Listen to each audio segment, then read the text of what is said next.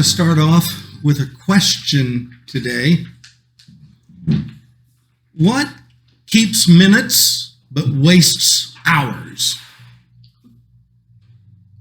Answer: a board meeting. Some of you can especially relate, I think. What a waste of time when management calls everybody together and people just drone on and on and on.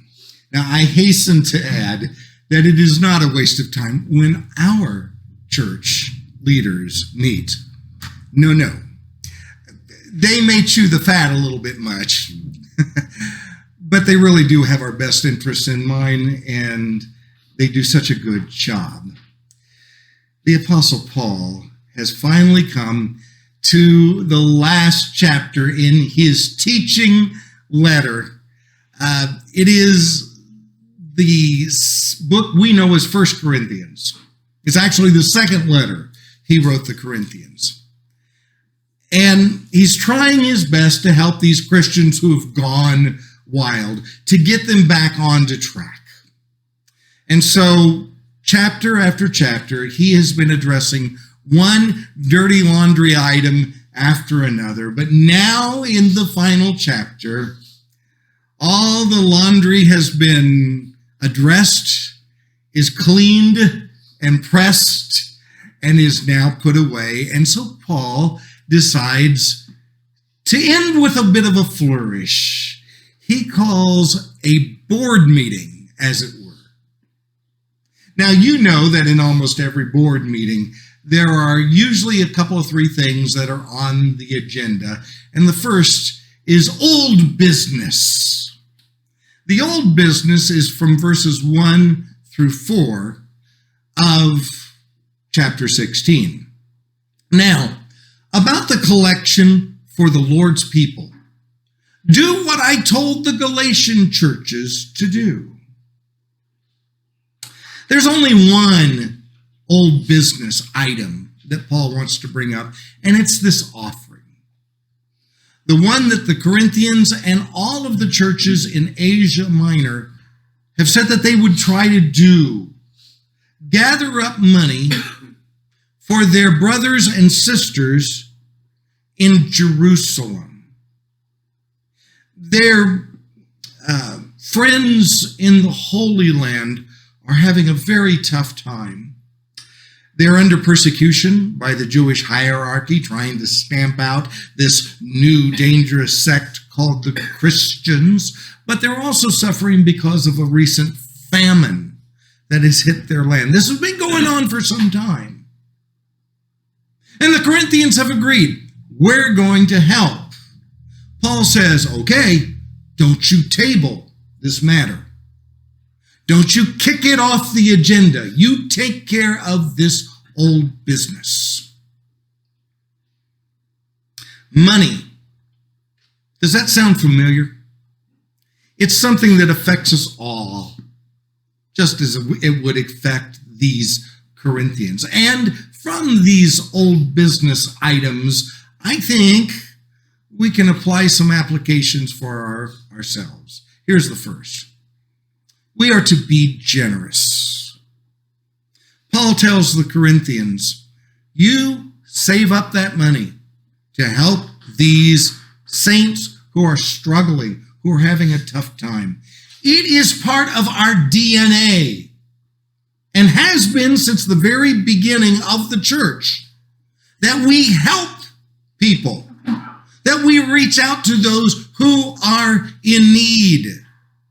And you and I are to continue that tradition, because it's not a tradition, it's a command from Jesus. When we help others, we are representing his love, and it makes all the difference.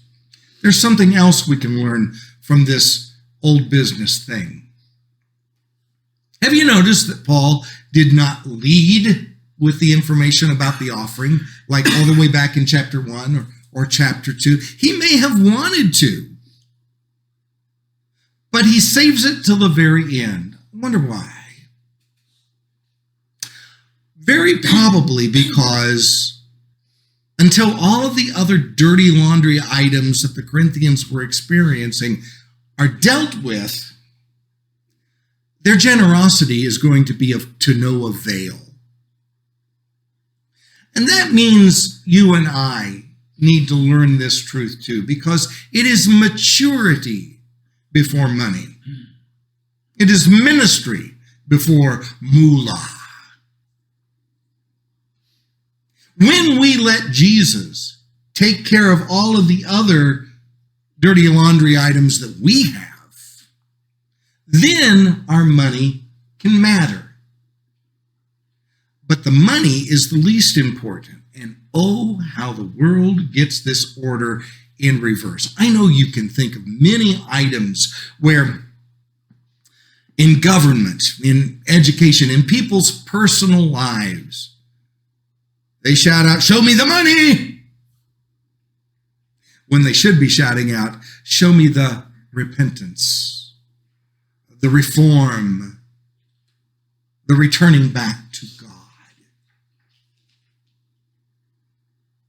Something else we can learn about this old money business. We need to plan ahead. Now, Paul tells the Corinthians, listen, this is going to be a whole lot less painful if you get into the discipline and the habit of saving money each week, setting it aside, rather than at the end when I come, oh my gosh, we got to scramble and we got to rake the money together so that we can follow through with our integrity and have that offering ready. Paul says, don't do that. Plan ahead. That's something you and I need to do too when it comes to money. A church does much better when their people are in the habit of giving week by week. That way the funds are there when the lightning strikes and all of the crisis happens with our equipment, or when another difficulty happens in our community.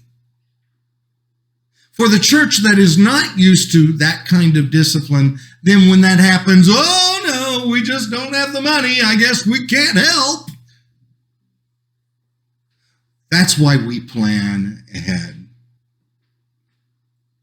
This is certainly true in people's lives today, and you know that discipline like this is not a common trait in people.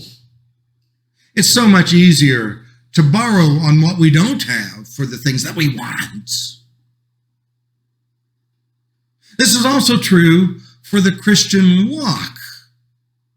We do well when we discipline, when we plan ahead, when we build our faith day by day and week by week, our relationship with God.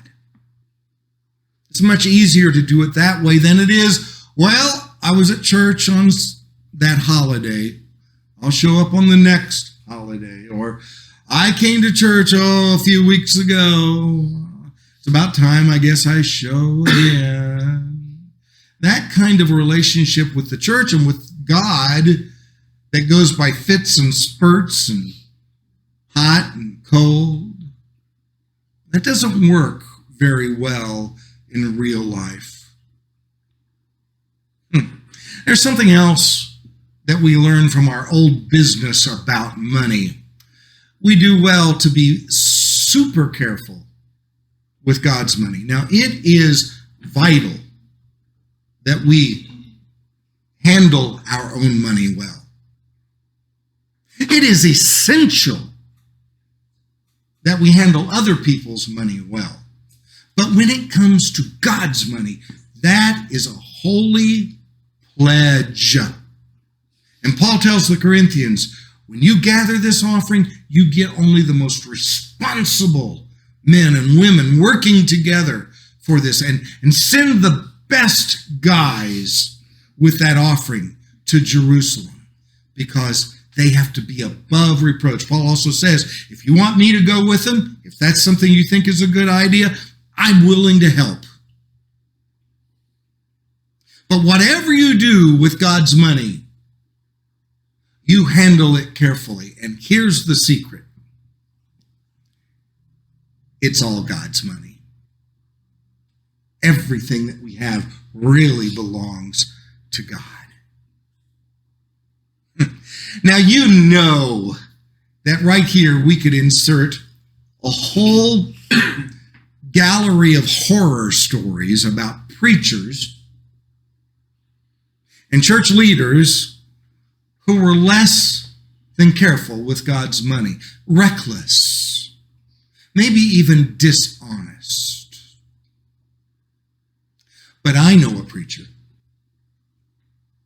and though this man never had very much, he had enough to raise his family and a little bit more to help people that were in need.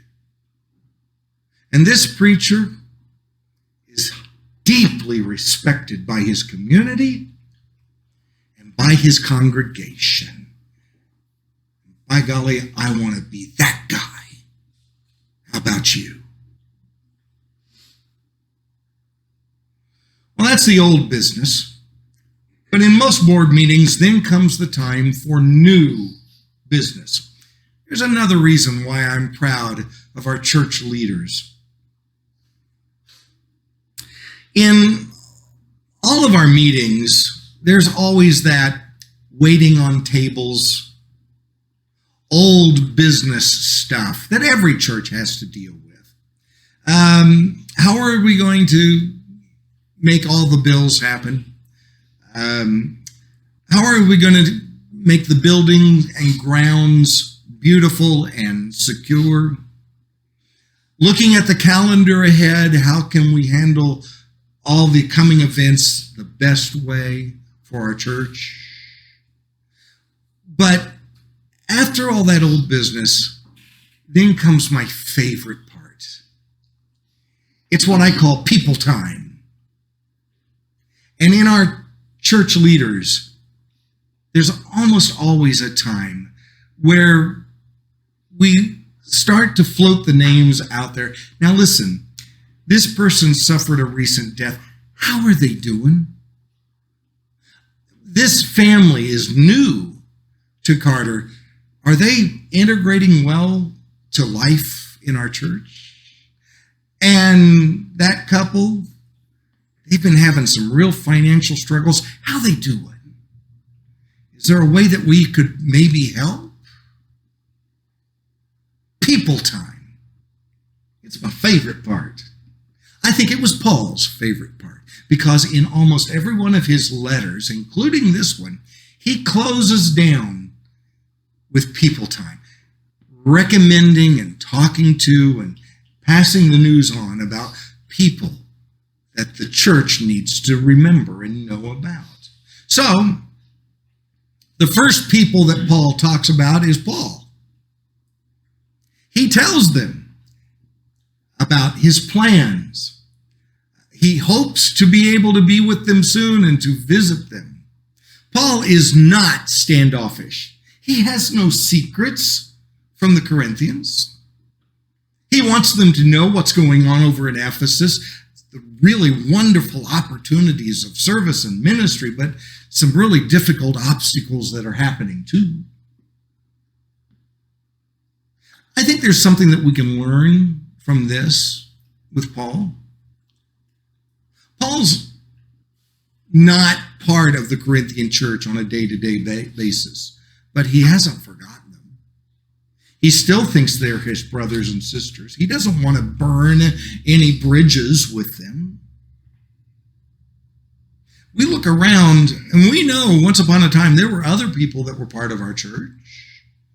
It's just the natural thing in our world that people come and they go.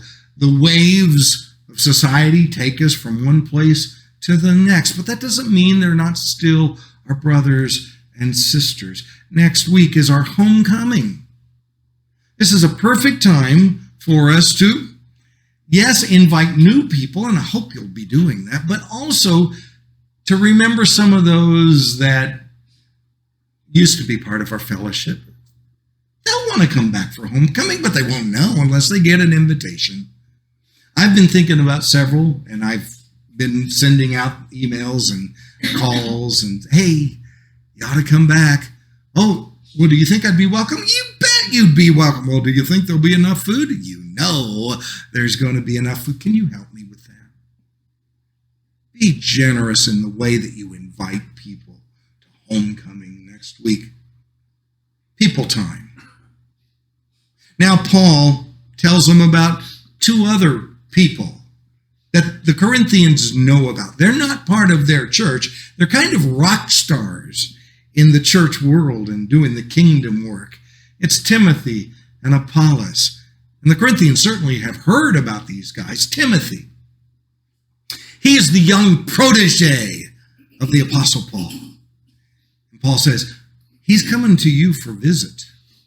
And folk, I hope that you will show him the respect and the hospitality that you always showed me. Because Timothy's coming to town. You know who's coming to town on Tuesday? It's all those men of the fellowship from all around our brotherhood and our churches, 27 churches that we have in Carter County. They're coming. And I sure hope that you will show the Carter hospitality that I know you're famous for. For that to happen, you need to be here Tuesday night. Then Paul starts to talk about Apollos.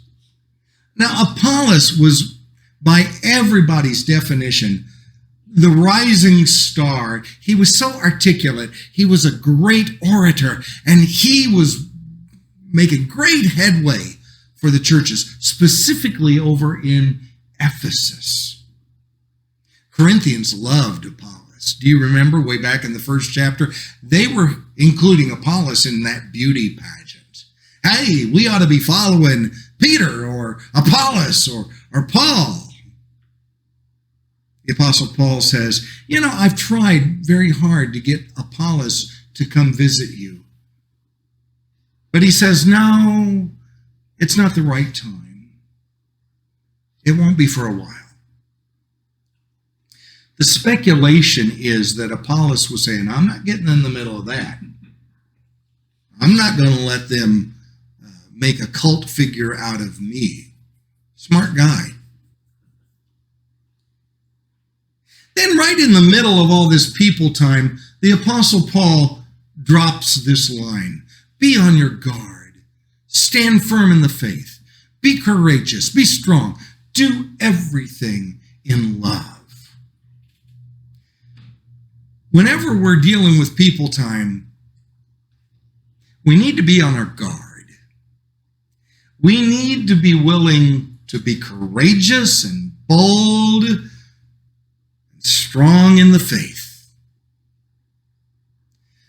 Because people are people, and we all have troubles, and we all mess up sometimes. I know 2 Christian churches in our area right now that are really struggling because they weren't on guard. And they just welcomed a couple of people right on into the church family. Oh, sure, you can teach that class. Sure, we want you to start preaching some sermons around here. They didn't check their credentials. They weren't on guard, and these people have their own interests in mind more than Jesus Christ. And it's causing problems. In fact, I'm not even sure these little congregations are going to be able to survive. Now, this doesn't come as a surprise. Jesus himself said, you better watch out. There'll be wolves that'll try to slip their way into the flock and destroy things. Apparently, Jesus knows what he's talking about. But when you and I are on our guard, but doing everything in the love of the Master, then we're going to be okay. We're going to survive. Now, the next 3 guys, the Corinthians don't have to worry about because they're their guys. Stephanas, Fortunatus, and Achaicus. Paul's real proud of them. These three were the ones that brought the dirty laundry letter to Paul in the first place. In all likelihood, they stuck around and are now bringing the teaching letter from Paul back to the Corinthians. And Paul commends them. About Stephanas, he says, especially him. Remember, he was one of the first believers in Corinth. In fact, he and his family were one of the very few. I made an exception. I baptized them. And these guys, you need to sing their praises, and you need to commend them. That application for us today at Carter is very true. We need to be looking around. We need to be finding the people that are trying to do things that are positive for our church fellowship. More than that, the ones that are really very committed to kingdom work. They're the ones that are quick to invite others, quick to proclaim the news that, hey, Carter is a healthy church. These people are worthy of praise, and you're not going to like the next thing I'm going to say. But I think it's more important that we applaud the people doing kingdom work than it is that we commend our kids that are making good grades, or our sports teams that are winning, or our people that get their names in the paper for this thing or that. Because, folk, the master's business is more important than all of that. And that's where Paul concludes his board meeting. If anyone does not love the Lord, let that person be cursed. So come, Lord. It is more important to do the master's business than it is for all of this other stuff. And if there is somebody that does not love the master, does not put his interest first, they can't be part of the church family. And with that, Paul says, meeting adjourned. He's ended his teaching letter. Now, did you see the bulletin introduction tie in to the session today? I know we can all relate to that feeling when a job is finished, when we finally mastered something that we've been trying to learn, or when the lawn gets mowed, or when the laundry is cleaned and pressed and put away. The only problem is, very seldom do jobs get totally finished, because there's always something new that we can be learning. There's always another lawn that needs to be mowed, and there's more dirty laundry right around the corner. And Paul, despite all of his mastery and his skill in writing this teaching letter, once it has been written, once it has been delivered, once it has been read, it didn't work. The Christians in Corinth got worse instead of better. And Paul found out that he wasn't finished with them. The Christians are still going wild. And so he follows through with the visit that he said, I'm planning on coming to visit. And he does. And that visit went so badly that Paul called it the painful visit. And then when he got back to Ephesus, he pulled out his pen and he wrote a right between your eyes scathing letter. He calls it the severe letter. And it's a good thing that that letter is lost. Except we don't really think that it is. We think some remnants of it are still found in 2 Corinthians from chapter 10 through 13. Paul wasn't finished.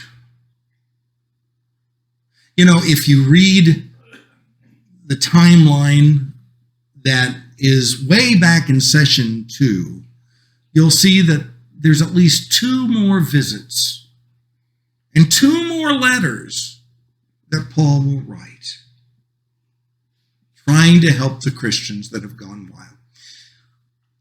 I don't want us to end on this sour note. You want to find out what happens next? That was in all of the previous sessions.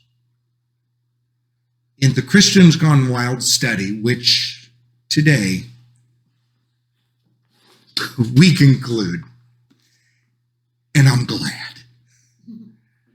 32 sessions scattered over the last couple of years, and if you really want to know the truth, it's been 10 years in development. We're finished. If you can ever get finished with anything. I don't want to end on this sour note, though. And we don't have to. Because if we learn anything from the master's business, the master is never finished with us. Dale Carnegie tells the story about an artisan that was commissioned once, long ago, by a great and massive cathedral to sculpt and create the beautiful bronze doors to their building. He threw himself into the job with abandon. And people started to come to watch him working on those doors because it seemed like he was putting every scene in the entire Bible in there. And it was beautiful. It was stunning. And so they'd come back the next day, and there's another scene and something more. It became the talk of the community.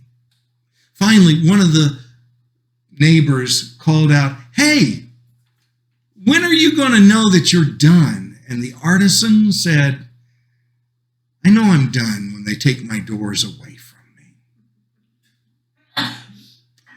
Jesus is never finished with you. Not until God says, "Time's up." Not until the day of salvation finally ends. Because he wants to continue to work with you. He's not finished. He's willing to do your dirty laundry, to forgive you of your sins, if you will make him your Lord.